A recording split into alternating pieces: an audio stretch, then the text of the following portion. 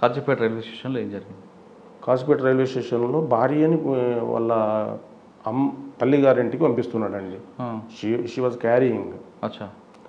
అయితే వచ్చి కిటికీ దగ్గర వచ్చి సీట్లో కూర్చోబెట్టి కంఫర్ట్ చేసి ఆమెతో కిటికీ దగ్గర నిలబడి మాట్లాడుతున్నాడు. పైనుంచి స్మోక్ బాంబ్ వేసేసారు. ఓకే. పాయింట్ బ్లాంక్లో షూట్ చేశారు ఆయన. అక్కడ గన్మెన్ ఉన్నారు కదా ఆయనకి. గన్మెన్ అంతా వాళ్ళు ఈ స్మోక్ బాంబ్ పడగానే వాళ్ళ ఆదరబాదర అయిపోయారు. వాళ్ళకి ఏం కనబడలేదు ఇంకా. ఓహో.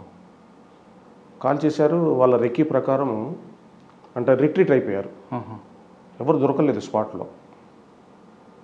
It was the first sensational case in the state against police. Sir ఆ కేసులో యాదగిరి గారి మర్డర్ కేసులో లాస్ట్లో ఉన్న వాళ్ళకి మీరు అక్విల్ తీసుకొచ్చారు. అసలు ఆయన రణదేవ్ ఎక్కడ ఉన్నాడో కూడా తెలియదు. అటువంటి కేసులు ఇంకేమైనా చేశారు? అక్కడ అక్విటల్ వచ్చాయా? కేసులు చేశాను కానీ దాంట్లో ఎవరు కూడా ప్రత్యక్ష సాక్షులు ఎప్పుడు సాక్ష్యాలు చెప్పలేదు. అంటే we expected evidence because is police officer, evidence బాగుంటుంది అనే ధోరణిలో ఇది సెన్సేషన్ అయింది. కానీ ఇక్కడ కూడా ఐ విట్నెసెస్ వైఫ్ కూడా ఐ విట్నెస్ కాదు. స్మోక్ బాంబ్ తర్వాత స్మోక్ బాంబ్ వేయడం వల్ల ఆమె ఎవరిని గుర్తుపట్టలేకపోయేది. అయితే పూర్తిగా సర్కమ్స్టాన్షియల్ ఎవిడెన్స్ మీద నడిచే ఏ కేసు అయినా, ప్రాసిక్యూషన్ అయినా, మిగతా పోలీస్ డిపార్ట్మెంట్ అయినా కేసును బిల్డప్ చేసే విధానంలో చాలా చాలా చాకచక్యంగా చేయలేదు. That is one of the reasons.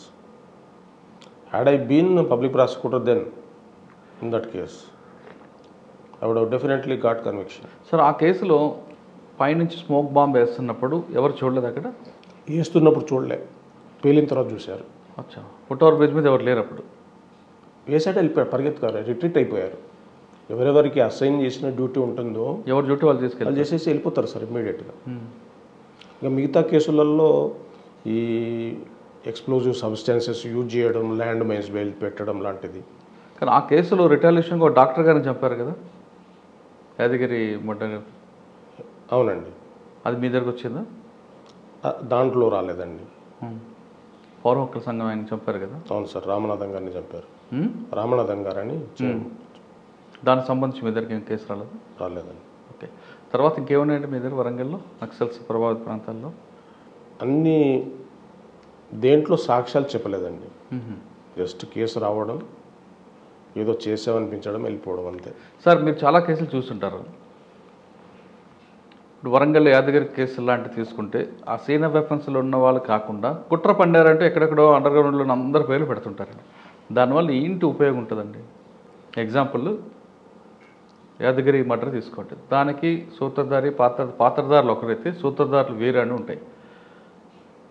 అజ్ఞాతలో ఉన్న కొండపల్లి సీతారామయ్య గారు అంటే లేరు, ఆయన అవ్వచ్చు, ఇంకొకరి పేర్లు అలాగే యాడ్ చేసుకెళ్తారు. ఎందువల్ల? దానివల్ల ఏంటి ఉపయోగం ఉంటుంది? వాళ్ళకి వాళ్ళ ఆదేశాలతో నేను చేశాడని అంటారు, కేసు పెడతారు. కానీ వాళ్ళ ఆదేశాలతో చేశాడని ప్రూవ్ చేయడం అంత ఇబ్బంది అవుతుంది కదా. ఆ కాన్స్పరెన్సీ 120B అనేది 120B ఇప్పుడు మనం ఇక్కడ కన్ఫెషన్ దగ్గరకు వచ్చేసరికనే 120Bని లీక్ చేసుకోవాలండి. ఒకవేళ కనుక ఆ కన్ఫెషన్ ఎవరైతే ఇచ్చారో ఆయన్ని కూడా ట్రయల్ కనుక చేసినట్లయితే మిగతా వాళ్ళందరూ దాంట్లో 120Bలోకి వస్తారు, క్రిమినల్ కాన్స్పిరసీలోకి వస్తారు. కానీ ఆ లింక్ కలపడం కష్టం కదండి. కష్టం అండి. ఆ లింక్ కలపడం కష్టం అని తెలిసి కూడా పోలీసు ఎందుకు వాళ్ళందరూ ఇన్వాల్వ్ చేస్తారు? రెడ్ విత్ 34 IPC అంటే 120B అని. అంటే ఈ కేసులో, ఇట్లాంటి సెన్సేషనల్ కేసుల్లో దాని యొక్క ఇంపార్టెన్స్ అలాంటిదేనండి. దానికి ఇంపార్టెన్స్ ఉంది. బాగానే చేశారు ఆ విషయంలో.